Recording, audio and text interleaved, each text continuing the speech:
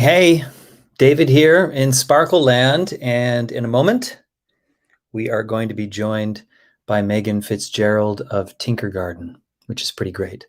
I really enjoy chatting with her, and we've had some events in the past where I've done the storytelling part, and they've done the festival part, and it's been an interesting year for our two businesses, for Sparkle Stories and for Tinkergarten especially.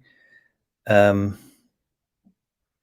just checking to see where our Meghan, how if she's having an easy time hopping on or not, because we use a platform that is streaming this to Facebook Live as well as over to YouTube Live at the same time. So I just want to make sure that she has the link.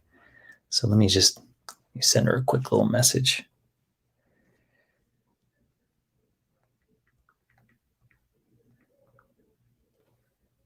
There we go. Well, maybe it'll be me talking about playfulness.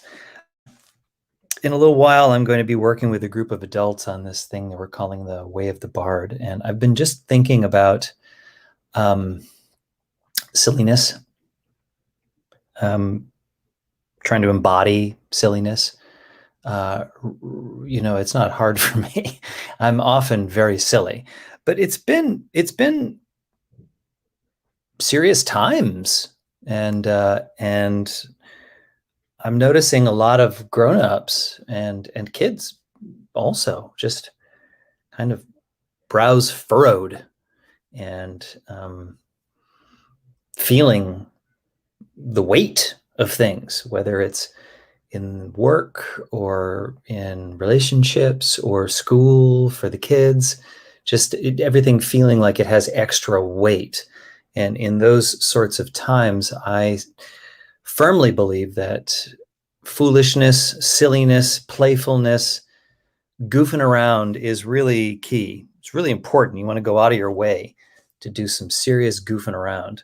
So while Meghan and I are talking, if it's going to be Meghan and I, and it is, there she is. Hey, hi there. Hi, how are you? Look at that perfectly clean background about you. I know I have this blue wall. It doesn't look as blue on the screen, but it's a really, really beautiful sky blue. Remarkably taupe. Yes, it is. It is. Yeah. But I do have my favorite lamp that I can show. Yeah, I can see a corner of said lamp. See, that's what we're talking about, Meghan. I know. I don't get to be outside. It's pouring rain. I was going to be outside, but it was a little too windy and rainy for the technology to survive. Raining here too. I was thinking the same thing. How nice it would be for you and I to go on a walk together. Wouldn't that be the best? We will have to do that. Yeah, well, in time. Yes, and it's getting more possible every day. Hey, here's a question for you. Here's something I'm wondering. You, Meghan, what's fun for you? Like what do you do for play? How do you play? I love to play. So I have built my life in order to make as much play possible. But I love there's two things that I love, and one comes from my family. My family and this is my extended family. So this is both my father and my mother and her three sisters, but they are celebratory people and they love special days. So we would celebrate half birthdays. We would celebrate Arbor Day. We would celebrate the day that my parents first met, but not the first date, the first meeting. And then we would celebrate I want to explore all of those. So you had, as a family, you would celebrate when they first, oh man, I love that. So a lot of what we would do is go out and use that as a spark. So use it as a beginning of what should we do today? And most of my time was spent outside. And much of the time was head outside, but a lot of time as a family, we would do things where we would either cook or eat outside or have picnic. And then with my kids, a lot of it is creative play outside in response to whatever today is. And today could be, what's happening in the world, what's changing about our environment and biome always changing, or these special days, whatever those are. And that can be a combination of special days in the outside world or days that are special to our family. We're about to have the day we move back into our house because we had to leave our house for a little while and come back. And so we're having a party for our house, and a 1 year and a birthday party. So we're going to. What are you going to do? We have we set up a pea hideout that is still emergent. So the peas are just starting to emerge from the ground, but we're going to cover it and have a little picnic inside. Oh, I love it. That's fantastic. Fun. Yeah. Hey, so we're getting some comments as they're coming in, and one of them is from my friend Mashabane, who is so playful. Do you know Mashabane? I don't, but I'm saying hello. I would love to know. Yeah. We had a chat recently about play, about interacting, in the same space, and how tricky it's been for kids in the last year in their, that sort of social and somatic experience of like being together and rolling around in it, and, falling down and getting back up and everything. And so working with the senses, because of remote, having to kind of like work with the sense of smell and work with the sense of hearing and engaging that way. And recently I thought of you because we used to have, before the pandemic, we had, he just sent a comment, goat space. I'll tell you what that means in a minute. I love the sound of it, but yes. Yeah. So I have 2 teenagers. How old are your kids now? My kids are 6, 8, and 10 now. Okay. All right. So nice span. Mine are 17 and 19. And so we played Capture the Flag recently in a park north of town and invited a bunch of folks. It was for Easter. Everybody masked, and we managed to play socially distanced because we had foam swords. So it naturally kept everybody at a distance, and running around, chasing after each other. I like blew my knee out, but it was worth it. Totally worth it. It was fantastic. But a big part of it was smelling the forest and listening for any snap of a twig, and full sensory experience, which must be 100% the Tinkergarten play experience. Full sensory. Absolutely. And I think a lot of our kids who have been either seated, certainly, and then engaging with screens in order to access teachers and peers, have narrowed their sensory experience to truly sight with a little bit of sound. So it's very narrowing. And just to ground us in the importance of using all of these senses, that just lights up more areas of the brain, but also being able to integrate multiple senses at once is so important for kids to learn how to do, even for higher order thinking later. So this is all so important, what you're talking about, not only because you just have an enhanced experience, but in terms of brain development, it's so critical that kids have multiple senses enacted. And you're right about the sounds and the smells and the textures and the sensations of temperature and all of these pieces, but also we have hidden senses that we don't often think about. And so at Tinkergarten, we talk about 7 senses, those 5 that we know, taste, smell, sight, hearing, and touch, but also 2 other senses. One is proprioception. And I think of my son, who's in the middle, who has always needed a lot of this particular input in order to feel grounded. We all do. So this proprioception is experienced in your joints and your muscles. And when they have force and feedback, when you feel pressure in your joints or pressure in your muscles, that activates your proprioception in your brain, which helps you know where you are in space. So in many ways, and it helps you know where parts of your body are, but in order to feel grounded and ready to learn and just settled as a person, as a being, you need this sense to have its input. And some people need a lot, like my son. Some people need a little. But when you're sitting all day and you're on a screen, you are not getting that at all. Right. Yeah. And there's another sense in your inner ear called your vestibular sense, which sort of sits in the middle of all of them and coordinates them all and allows you to focus and be alert. And that you have to move your head in order to do that. So if you picture yourself sitting all day. I do that in meetings. I'm the guy who's all over the place. Yeah. And you need to be upside down and on a swing and doing, whatever you can do, climbing and changing your elevation and changing your orientation of your head. So that's what's so wonderful about outside.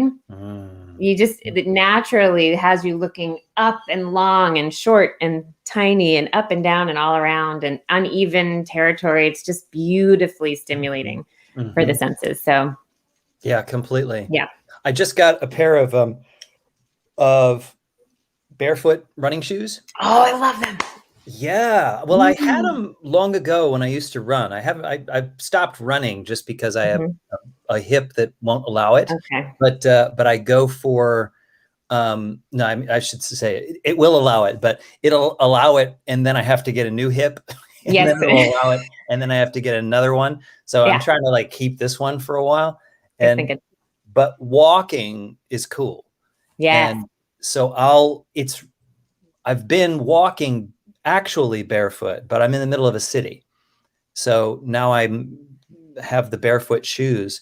And there's something about those shoes as opposed to like barefoot's great because it's naturally uneven and I'm regularly, recalibrating myself. But there's also glass and like pieces of metal and things like that. So now I get to do that with, instead of it being a tentative thing where I'm looking around, see where I put my foot, I can walk boldly forward. Yeah. But it's the barefoot shoes, so I'm still getting that, getting a lot of good feedback. That's great. Right. Yeah. And it's fun. There should be in the senses. I know Waldorf has 12, and so there's a few others that we could talk about, but I don't even know if any of those are necessarily a sense of fun, because you can tell when you're having fun, especially as a grown-up. Yes, you can. Yeah. And it's different. It is different than when you're, we're having a serious conversation about very, very important things here. Not a joking around time. No. Yeah. It's very serious things going on. Yeah. Absolutely. And that's that sort of delight and a little bit of wonder and all those pieces that's what I feel like is when I think of play, is what I think about. And just the discovery and uncertainty of the path and openness. Those are the other pieces that when you asked if I like to play, I just love to approach the day and stretches of time that way with my kids, with myself. That walk that you take, being willing to have that path go in whichever direction it goes and follow a thread if you find one. And there's the big link, I think, right there between play and storytelling, because there is I think that some attention would be served to this, to busting up our common definition of storytelling as something that has a beginning, middle, and end, and that it's a almost predetermined thing. You enter in with an already created story, and now I'm going to tell it to you, so it's transactional. Yep. Whereas, all the stories at Sparkle Stories, every single one of them was made up on the spot and then went through an editorial process. But that's not only like, it's a cool thing about Sparkle Stories, but it's actually necessary that process happen. Otherwise, you have they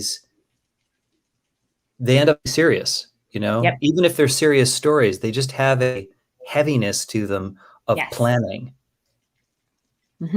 And that, like, walking forward, like you were saying, not really knowing where you're going, that sort of electricity is key with storytelling. What do you all do consciously around storytelling? The Fitzgeralds as well as the Tinkergarten. Yeah, and I think of Tinkergarten as an extension of Fitzgerald, and also Fitzgerald as having learned by being part of Tinkergarten. So they're very aligned. But we think of the storytelling that we do as twofold. The beginning of the story is an invitation or a provocation.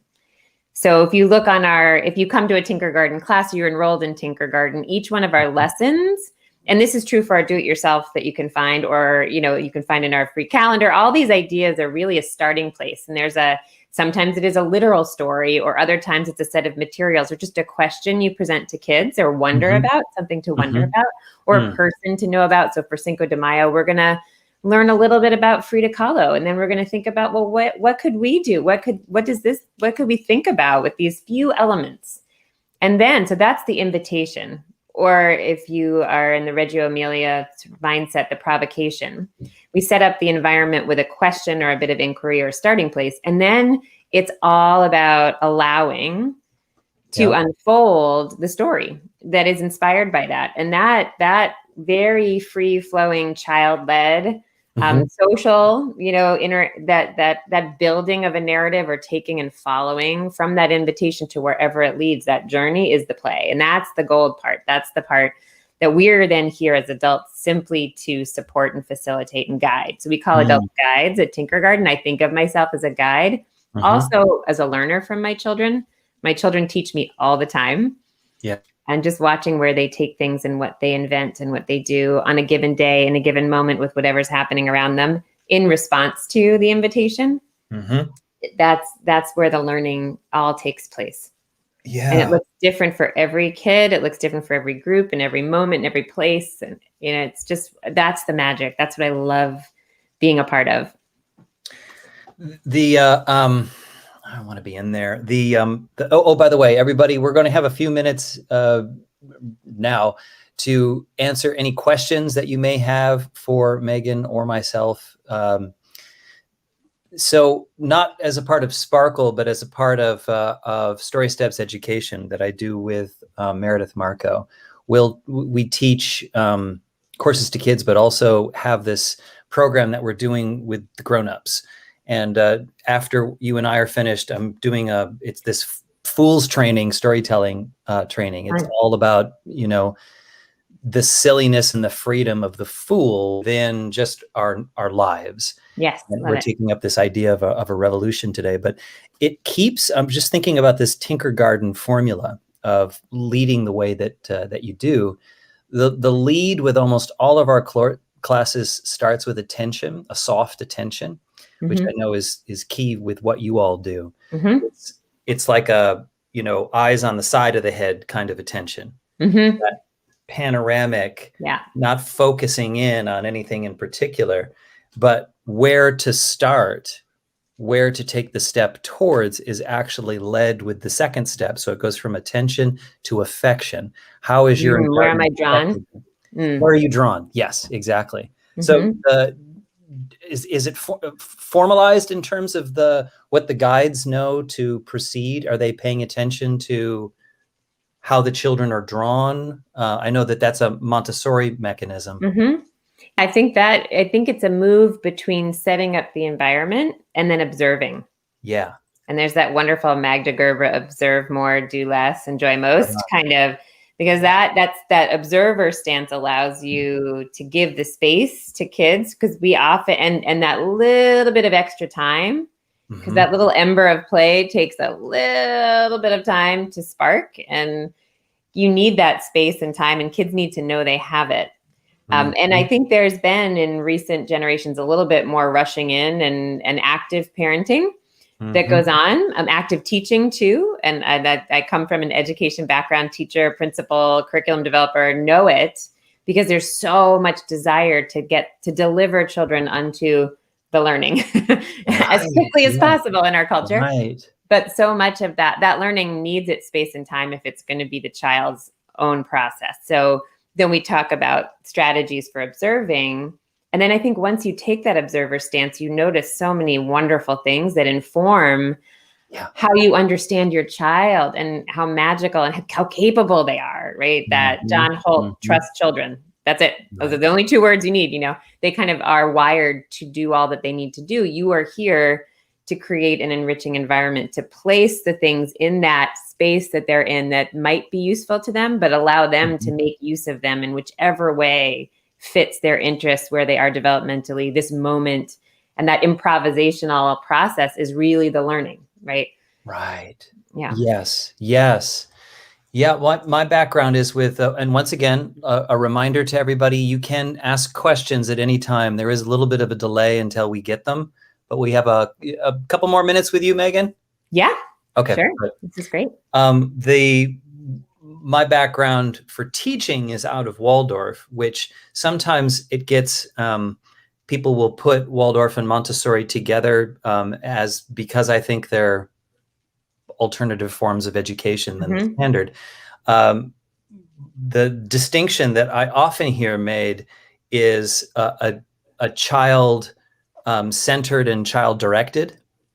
So the trust children dynamic would show up in a more child directed way in Montessori, whereas trust children within the framework of the Waldorf child-centered curriculum. So in other words, there's a lot of pre-made architecture built within the Waldorf method, from which you then are paying attention and can then teach orchestrally to the group responsibly, but still within an architecture.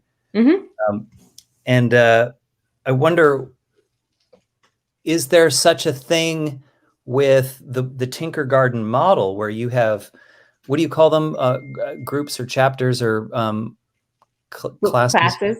Classes. Okay, so classes around the world.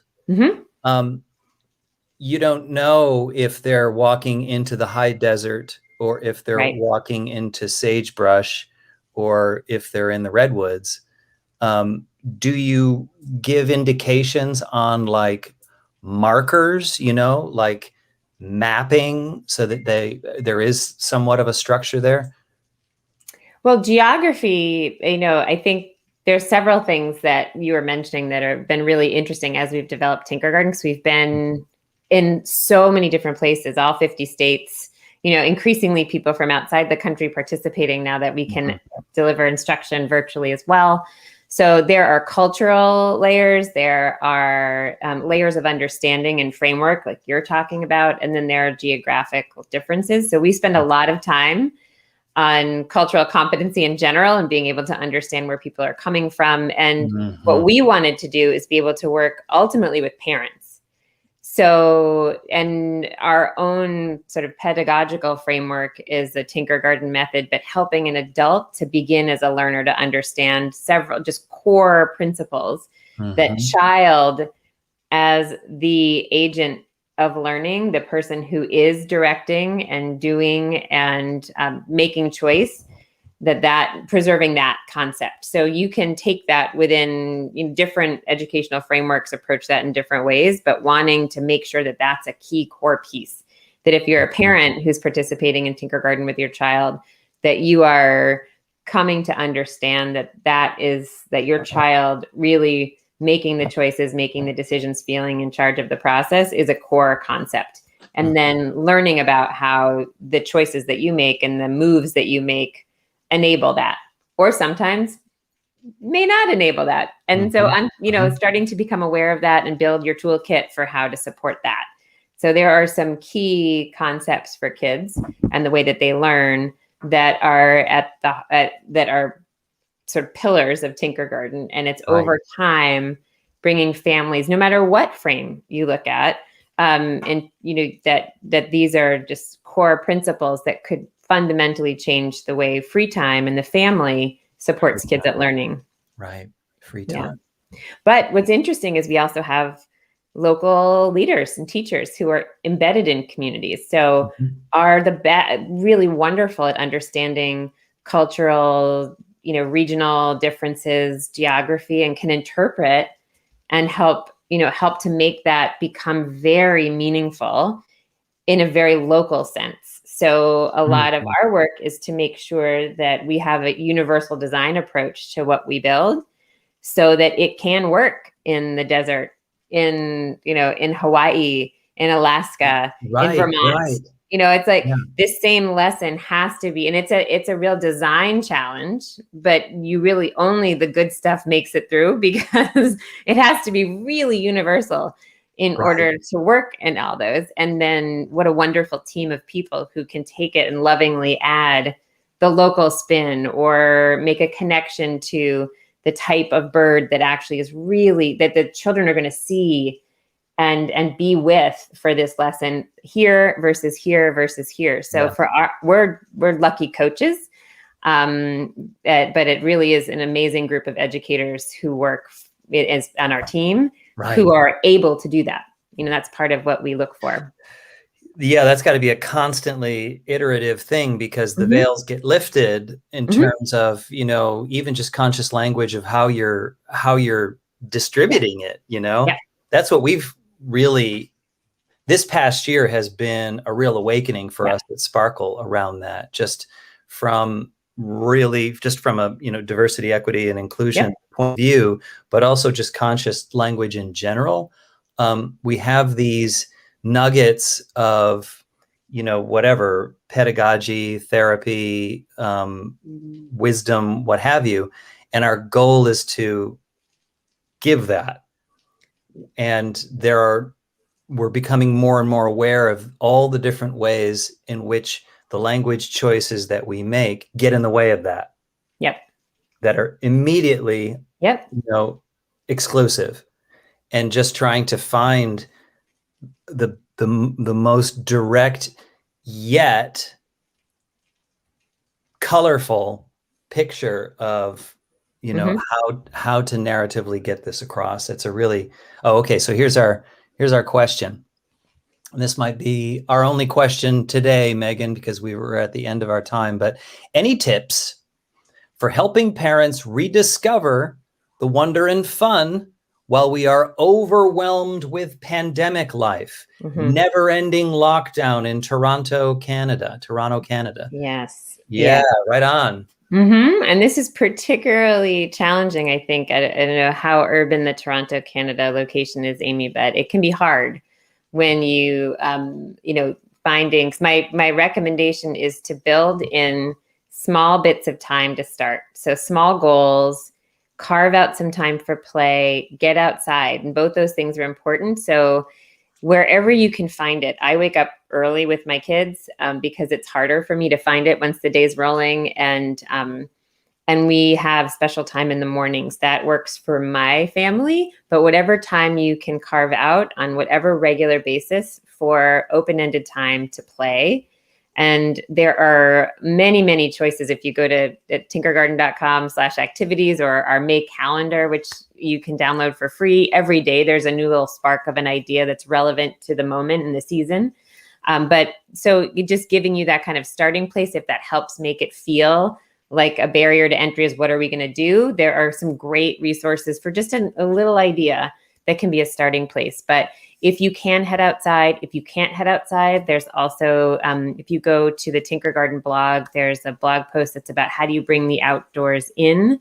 Because if you are in an urban environment and you can't always know that there's going to be a safe place that you can be outdoors with your kids, there are ways to bring nature into an apartment or onto a balcony or whatever you're working with. So some great tips for how to adjust some of the ideas to work in your space. But really, truly just try and find that little bits of time makes such a difference, and you can hang on to that moment. And being outside is just so restorative inherently, but also safe. So the extent you can find outside time on a regular basis, it's a huge lift. That playful space is also outside of time. Yeah. So just a little bit actually feels eternal. And there's a class that Meredith and I just finished, and we're going to have another one in the summer called Tail Spinners, where we don't use this language with the kids, but the idea is that there are cultures, some that are still around. A lot of them, unfortunately, I don't know that it still exists, but where the same word for imagination and reality, it's the same word. Yes. So when every child lives in that space. Exactly. And so instead of teaching them out of that, you can actually have a walk in the woods in your dining room. You can actually even do it together and reach out and hold each other's hands through story and through descriptive language. We have someone who's there's coming. Erica, yeah. And thank you, Erica, for sharing the link to that, because it's something that's wonderful about research is even a picture of nature or holding a stick that you might have scooped up from a park on your walk is actually gives some of the brain and body benefit of spending time outside. So these little wins, nature sounds in the background, like all of these things, we are creatures that respond to the cues of the natural world, even when we can't have full access to the natural world. So there really are some wonderful things, and that's been very helpful for people throughout the last year of pandemic, myself included, when I have to be working and I can't be outside. To be able to simulate some of what's great about being outdoors is meaningful and could give a real lift. Great idea. Yeah, I love that. Well, this has, of course, been great. I would love to talk to you on a regular basis. You give me so many good ideas. Likewise, David. I love chatting and I love stories, and Tail Spinners is a course that my kids haven't gotten to take yet, but I want to find out more. So, and I love the idea of a fool's revolution. I think fools make the best teachers. And leaders too. And leaders, you have to, that playful, allowing yourself to be silly. There's, just so opening for everybody. And kids, you make a social contract with children when they know you're being silly, that just unlocks wonderful things for them as humans and as learners. So the more fool, the better, I say. So I'd love to hear more about the Fool Revolution too. Excellent. All right. And I'm on board. Sparklers, you're going to be hearing more from Meghan soon. So make sure you open up the next newsletter to hear more about Tinkergarten and Meghan's wisdom. So really cool hanging. Yeah, always, David. Thank you so much. Yes. Oh, Sarah Sheneman. Yeah. Bye-bye. Thanks, David. Bye, everybody. Bye.